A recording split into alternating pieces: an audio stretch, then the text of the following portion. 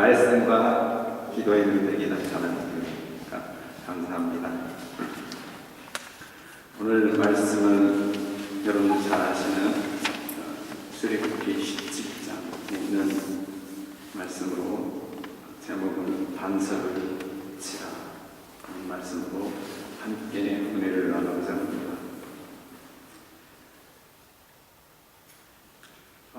오늘 이스라엘 백성들은 출애굽하여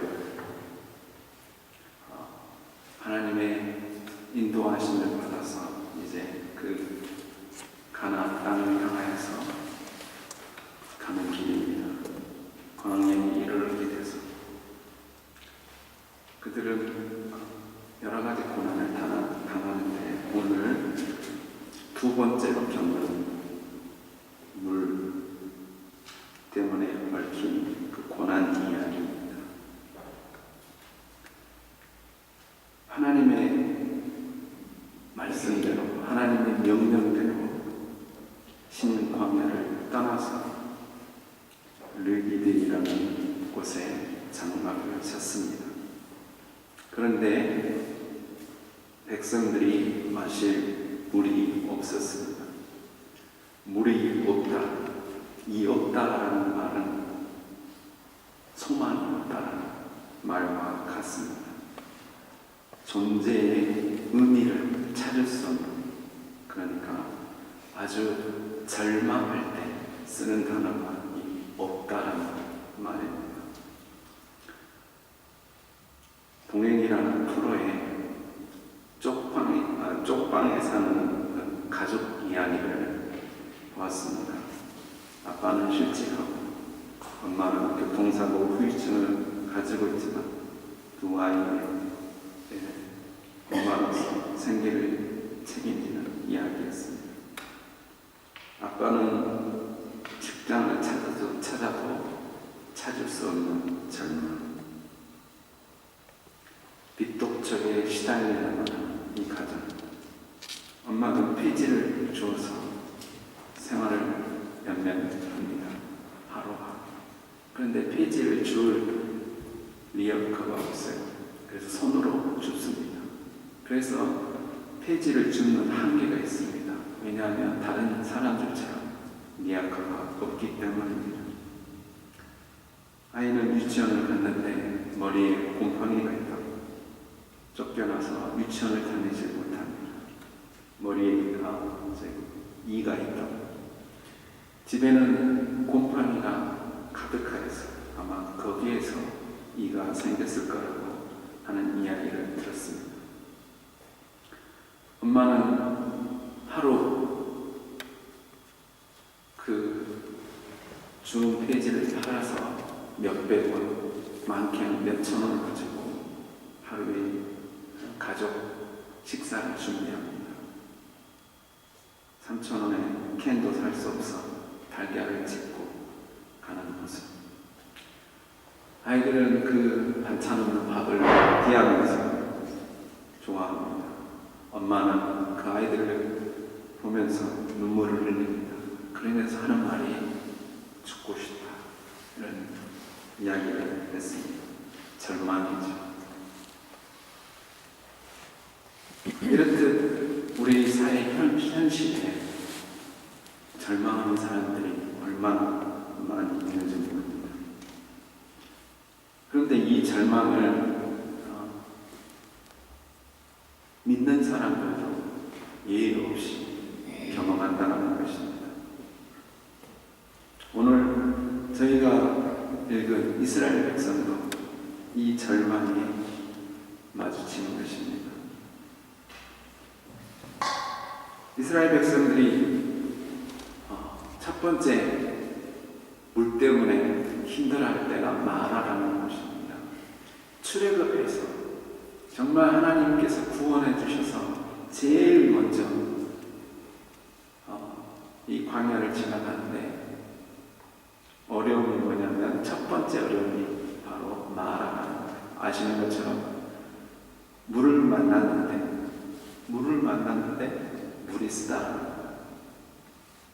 제가 생각했을 때는 먹을 수 있었는데 이들의 입맛이 고급했는지 아직 먹지 못합니다. 그런데 모세는 기도하고 모세를 원망하는 이스라엘 백성을 등지고 하나님을 향하여 기도하여 바로 이 쓴 물을 단물이 되는 그런 이적의 역사를 이스라엘 백성들은 경험합니다. 이스라엘 백성들이 그때 출애굽했을 때 장정이 70만 정도, 그러니까 싸울 수 있는 장정이 70만입니다. 그래서 추측하건대 어린아이 노약자까지 합치면 많게는 200만 정도 될 거라고 말을 합니다. 생각을 해보십시오. 200만의 숫자가 더 적게서 100만이라고 치면 100만의 숫자가 움직인다고 생각해 보십시오. 그런데 이제 먹을 게 없어요. 그러니까 16장에 가니까 또 불평을 합니다. 불평한 그 이스라엘 백성을 하나님께서는 만나와 메추라기로 먹을 것을 제공하십니다.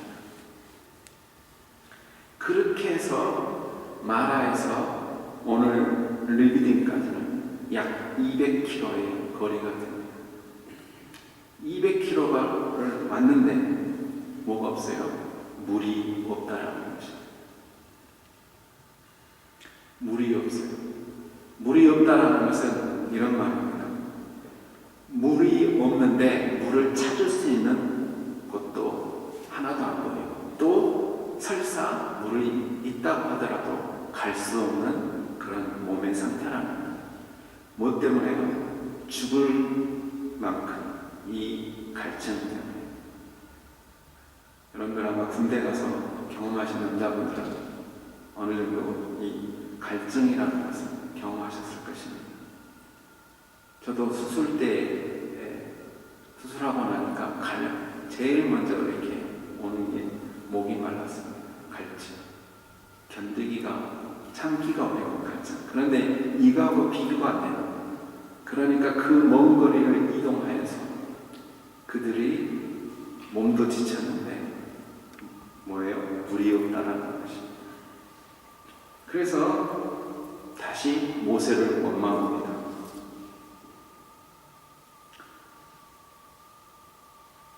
우리가 죽을 지경이 되었는데 어떻게 할 거니? 물을 어디서 구할 거냐? 이렇게 얘기합니다. 재미있는 사실은 이스라엘 백성들은 이미 지나오면서 출애굽의 하나님의 기적, 마라의 기적, 만나와 메추라기의 기적을 이미 경험했음에도 불구하고 그들은 한마디도 하나님에 대한 이야기를 하지 않습니다. 하나님을 찾는 이야기가 없습니다. 오직 원망입니다. 왜 우리를 여기까지 이끌어내어서 내 가족과 우리 가축이 여기서 죽게 하느냐, 죽게 하느냐, 여기에 포인트가 있습니다. 원망하는 것입니다. 다시 말하면 이제 우리는 죽었다 이 말이에요. 이 말을 들은 모세가 15장은 기도했지만 바로 오늘 17장에서는 부르짖었다고 했어요. 하나님을 향해서 절규하면서 기도합니다. 어떻게 기도하면 하나님 어떻게 하면 좋습니까? 그러면서 이제 이스라엘 백성들이 나에게 돌을 던질 것 같습니다. 나를 죽일 것 같습니다. 이런 절박한 모세의 기도를 하나님께서는 들으시고 모세에게 변함없이 명령을 하십니다. 내가 홍해를 갈랐던 그 지팡이를 가지고 이제 호렙산으로 가라. 거기에서 반석을 그 앞에 내가 앞서갈 텐데 거기에 있는 바위를 치라고 하십니다. 그러면 백성들이 마실 물이 나올 것이다 라는 말씀을 하셨습니다. 시나이 반도에서 가장 높은 곳이 시내산입니다. 가치가 없는 돌들이 많은 떨기나무, 가시가 많은 그런 것입니다. 하나님께서 인도하셨습니다. 여러분들 이해가 가십니까? 가장 힘든 상황, 가장 절망의 상황, 도저히 가망이 없는 이 상황에서 하나님께서는 더 가망이 없는 곳으로 인도하십니다. 오히려 계곡이나 강이나 바다로 가야 되는데 더 높은 호렙산으로 이스라엘 백성들을 지나서 두려워하지 말고 바로 이스라엘 장로들을 데리고 당당하게 호렙산으로 가라. 거기에서 더 과감히 바위를 치라는 거예요. 여러분들 이해가 가십니까? 물을 얻어야 되는데 바위에 가서 막 치라는 거예요. 이런 황당한 요구에 모세는 순종을 합니다. 그래서 그 하나님의 명령대로 그 반석을 내리칩니다. 하나님의 명령대로 물은 나왔고 이 목말라 이스라엘 백성들의 이 갈증을 해소시켜 주었습니다. 반석을 치게 하신 하나님, 반석을 채야 물이 나온다. 이 말의 의미를 신약성경은 이렇게 우리에게 말합니다. 바로 그 반석은 예수 그리스도. 예수님께서 친히 자신이 반석이심을 말씀합니다. 요한복음 7장에 누구든지 목마르거든 내게로 와서 마시라. 나를 믿는 자는 성경의 이름과 같이 그 배에서 생수의 강이 흘러나리라 하시니. 아멘. 이 구약의 이 무리바의 이 사건은 바로 예수 그리스도를 예표하는 그런 사건입니다. 이 반석이신 그 하나님 예수님께 나아가서 나의 모든 자아를 깨트려 버려야 됩니다. 그리고 하나님의 말씀에서 나오는 이 생수, 성령의 충만함이 없으면 우리는 항상 목말라 할 수밖에 없습니다. 갈증할 수밖에 없습니다. 돈 때문에 절망하고 사람 때문에 절망하고 실망하고 회복이 안 됩니다. 믿는 사람이나 믿지 않는 사람 똑같습니다. 예수 그리스도 안에서 우리가 나의 모든 것을 깨트리고 나 자아를 깨트리고 주께 나아가지 않는다면 우리는 평화를 얻을 수가 없습니다. 이 반석은 두 가지 의미가 있습니다. 로마서 9장에 보니까 믿지 않는 사람에게는 거친 돌입니다. 미련한 것들입니다. 마치 바위에 돌을 친다라는 것처럼 무슨 일이 없습니다. 계란을 던지는 것 같아요. 십자가의 도는 믿지 않는 사람에게는 어리석은 것이라고 했습니다. 그러나 믿는 자들에게는 구원을 주시는 하나님의 능력입니다. 결코 부끄러움을 당하지 않습니다. 어쩔 때요? 믿을 때입니다. 우리는 반석이신 능력이신 주님께 나가야 합니다. 이스라엘 백성들은 창조주 하나님이 그들과 함께하고 있음을 망각했습니다. 경험했음에도 금방 그 어려움 앞에서 하나님은 온대한데 자신들의 고통의 순간만을 떠올렸습니다. 자신을 힘들게 하는 그 사람만이 떠올랐습니다. 그렇기 때문에 평안이 없는 것입니다. 원망만 있었던 것입니다.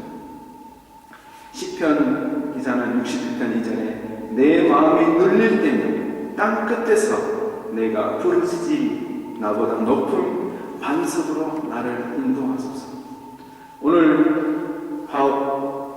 모세가 하나님 앞에 나아가서 부르짖으며 어찌하리까 하는 그 심정으로 우리는 하나님 앞에 주께로 나아가야 합니다.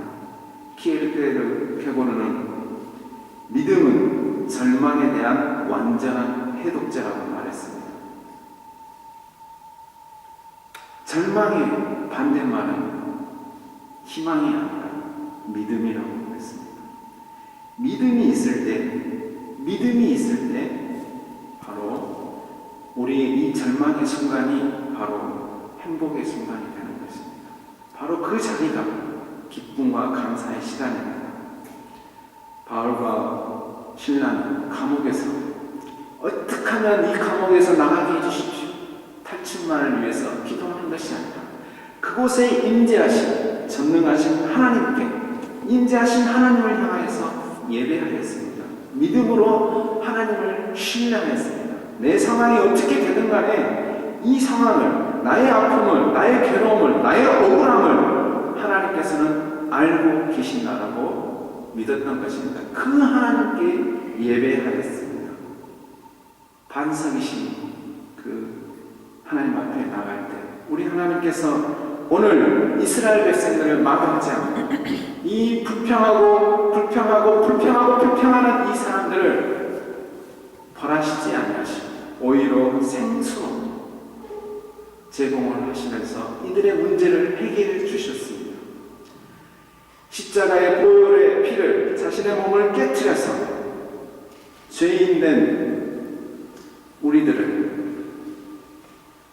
깨끗게 하신 것처럼 원망하고 불평하고 낙담하는 우리들을 하나님께서 사랑으로 생수의 강으로 채워주셨던 것처럼 이 은혜를 우리가 체험하기를 원합니다. 모세는 이 하나님의 명령하신 대로 말도 안 되는 반석을 쳤습니다.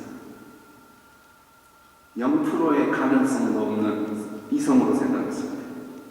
그는 순종하여서 능력이 나타나게 하였습니다.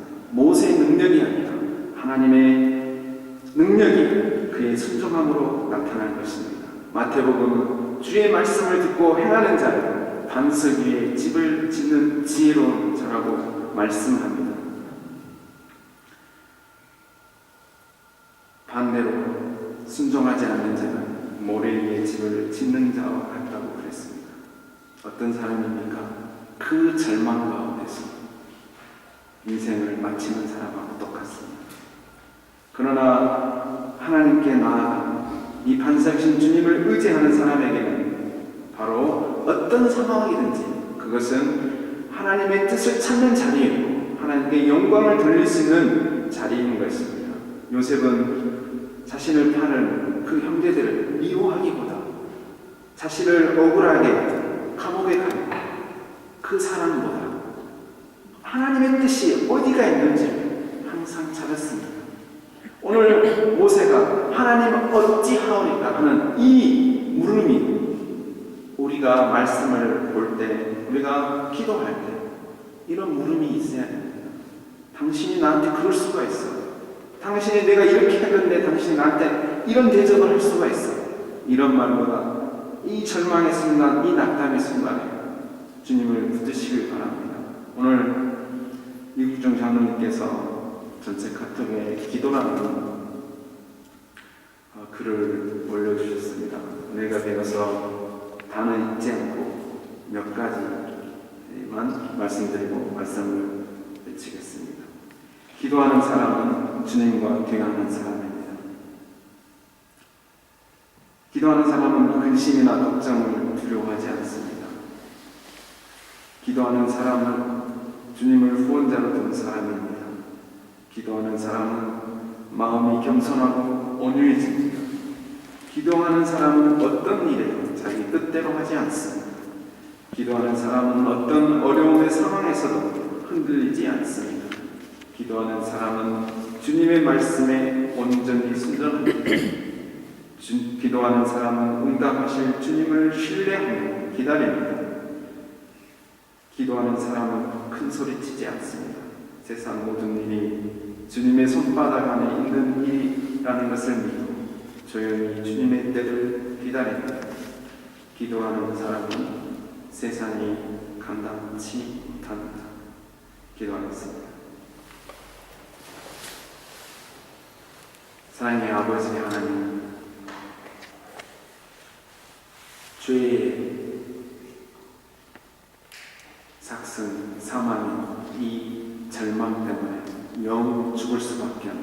저희들은 그 절망의 점 십자가 자리에서 우리를 끝까지 사랑하시며 포기하지 않으시고 그 십자가를 영광의 부활의 십자가로 만들어주신 좋으신 나의 주님. 이스라엘 백성이 불평하였음에도 불구하고 반석을 쳐서 생수를 내시는 좋으신 아버지 하나님, 감사합니다.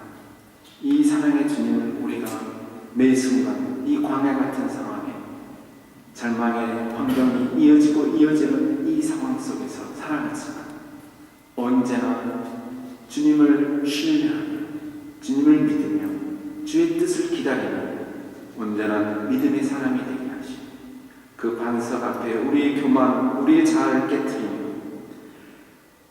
반석에서 흘러나오는 이 생수를 마시며 살아가는 저희 모든 중앙교회 성도들이 되게 하여 주시옵소서.